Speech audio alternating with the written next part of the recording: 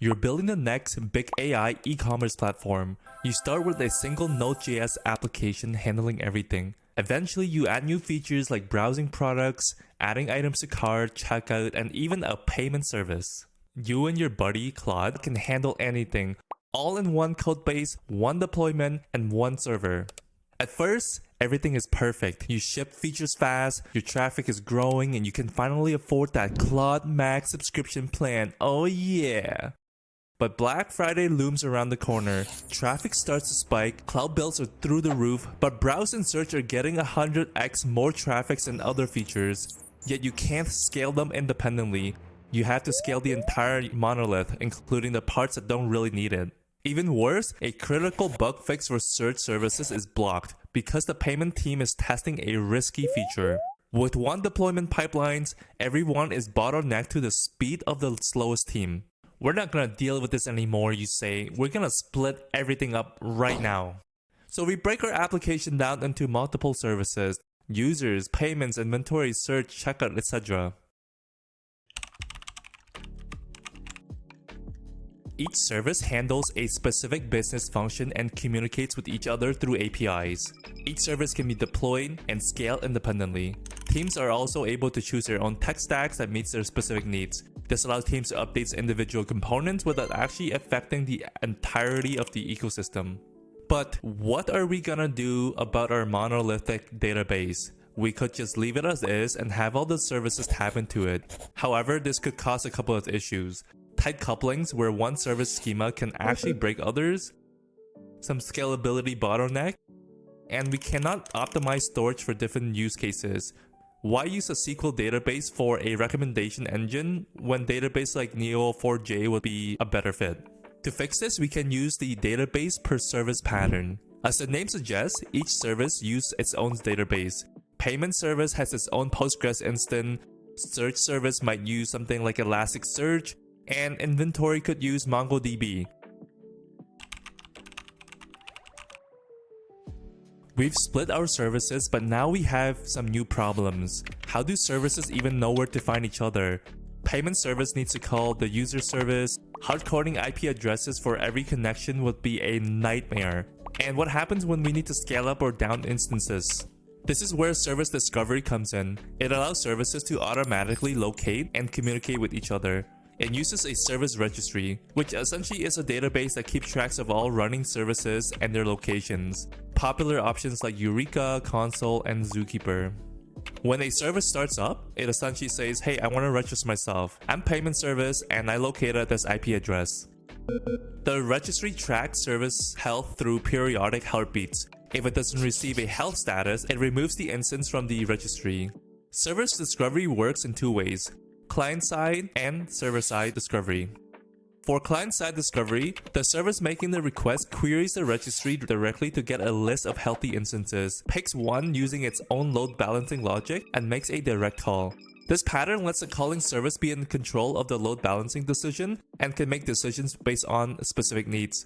In server-side discovery, an intermediary like a load balancer handles discovery. The calling service sends a request to the load balancer, which queries the registry, picks up a healthy instance, and forwards the request. This simplifies the calling client logic by centralizing the routing in one place. Let's briefly talk about load balancing. The load balancer distributes traffic across all healthy instances and continuously monitors them through health checks. When an instance crashes, the load balancer detects it and stops routing traffic there. Load balancer uses different algorithms. Some common ones are round robins, which cycle through instances in order, least connections, routes to the instance with fewest active requests, and IP hash, route clients consistently to the same instance.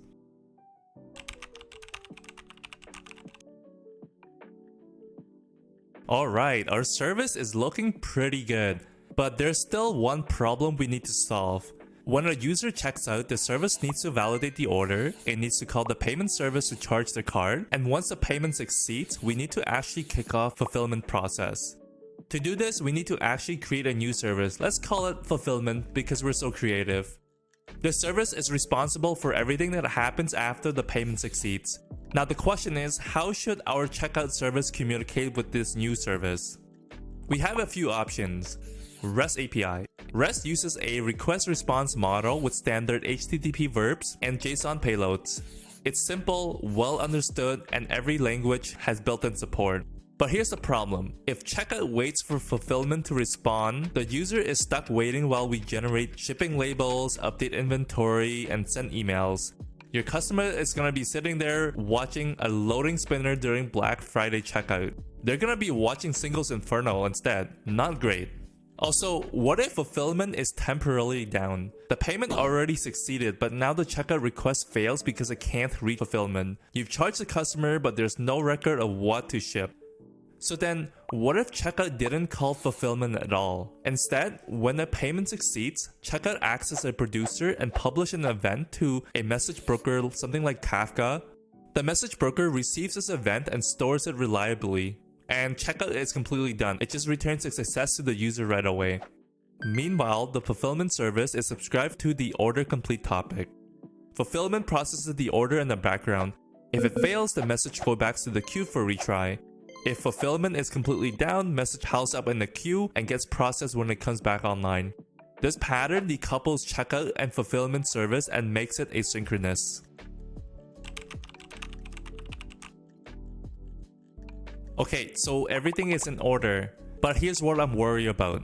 When Black Friday comes, we're going to be dealing with a lot of service errors and hiccups with our system. Let's figure out how to handle this chaos. The product catalog service has a slow, unoptimized database query that takes up over 30 seconds to respond.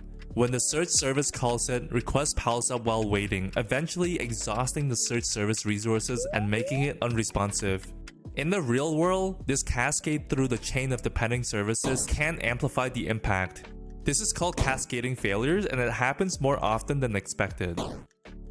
The first thing that we can consider is applying a circuit breaker to our service. When your service starts failing, either from timing out or lots of 500 errors, the circuit breaker starts counting these errors. Once it hits a certain threshold, say 30 errors in a row or 50% error rates in the last minute, the circuit breaker opens. Now, when search tries to call catalog service, the circuit breaker immediately returns an error. This prevents wasting resources on call that are likely to fail anyways. The circuit breaker stays open for a timeout period, let's say 30 seconds. After that, it enters a half-open state, where it lets a few test requests through. If those succeeds, the circuit closes and normal operation resumes. If they continue to fail, it opens again and waits another 30 seconds. Sometimes a request fails because the service is down, but other times a network packet just got dropped. A simple retry often solves the problem, but retries can also make things worse. If your catalog service is already overwhelmed with traffic and starts failing, you don't want every client to immediately retry. Otherwise, you just double the load on an already struggling service. The solution is exponential backoff with jitter. When a request fails, you wait before retrying. But instead of waiting a fixed amount of time, you wait exponentially longer with each retry. This gives the struggling service some time to recover. The jitter parts means adding some randomness to the wait time. Instead of every client retrying at exactly 1 second, you randomize it between 500 millisecond to maybe 1500 millisecond. You also need to set a max number of retries, say 2 or 3 times before you give up and return an error. Retrying forever just wastes resources. Now, not all operations should be retries though. You need to determine which is applicable. For example, if you've charged a customer credit card already, you definitely do not want to retry that and accidentally charge them twice. This is why Payments API uses idempotency key, a unique identifier for each transaction. If you retry with the same key, the payment service knows that it's a duplicate and won't charge twice.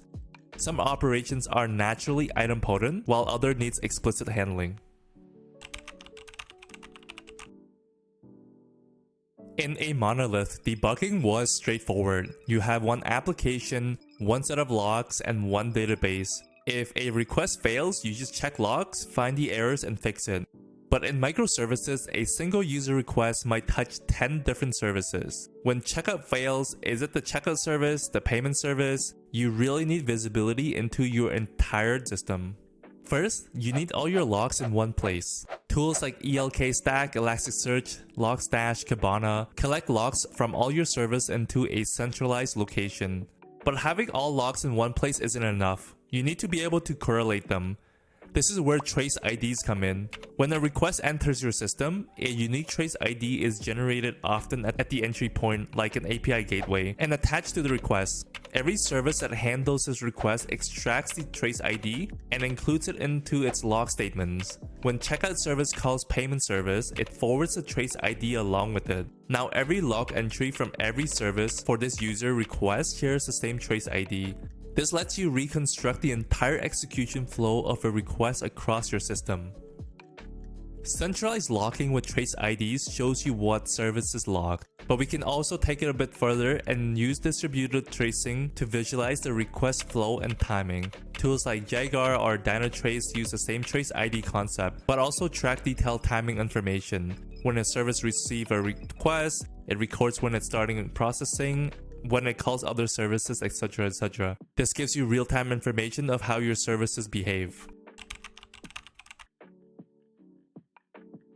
Okay, wow, that was a lot of information to take in, but we managed to turn our single server application into a real-time microservices design pattern. I definitely did not cover everything about microservices. Some topics like deployment strategy, Saga pattern, command query responsibility segregation, etc. would have been good to cover as well. Instead, here are some links for you to read about it in the description below. As mentioned earlier, the next video is going to be about API designs. I hope that you will check that out as well. As always, thank you so much for watching and see you in the next one.